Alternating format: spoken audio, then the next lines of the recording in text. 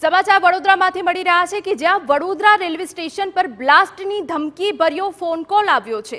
Valsad railway police control રૂમને ધમકી ભર્યો ફોન કોલ મળ્યો હોવાની વિગત છે। ફોન કરનારે પાકિસ્તાનના આઈએસઆઈ એજન્ટ હોવાની ઓળખ આપી છે। ધમકીના ફોન કોલ બાદ રેલવે પોલીસ એલર્ટ છે। SOG, LCB, RPF, railway police સહિતની ટીમોએ હાલ તો ચેકિંગ હાથ ધર્યું છે। બોમ્બ બ્લાસ્ટની ધમકી આપનાર શખ્સની શોધખોળ શરૂ કરાઈ છે।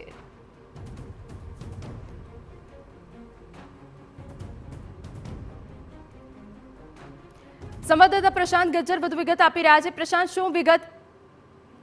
બિલકુલ જી, ગત રોજ વડોદરા શહેરનું જે રેલવે સ્ટેશન આવ્યું છે તેને બોમ્બથી ઉડાવી દેવાની ધમકી વલસાડ રેલવે પોલીસ કંટ્રોલને મળી હતી, જેને લઈને વડોદરા પોલીસ એલર્ટ થઈ ગઈ હતી અને ફોન કરનારે પોતે પાકિસ્તાનનો આઈએસઆઈ એજન્ટ હોવાનું જણાવ્યું હતું।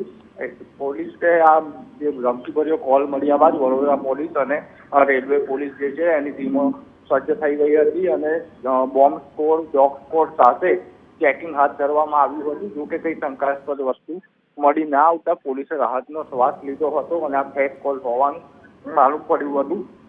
પોલીસે ફોન કરેલો વલસાડ પોલીસ કંટ્રોલમાં ફોન કરીને બોમ્બની જે જાણકારી આપી હતી એ ઇસમની શોધખોળ હાથ ધરી છે।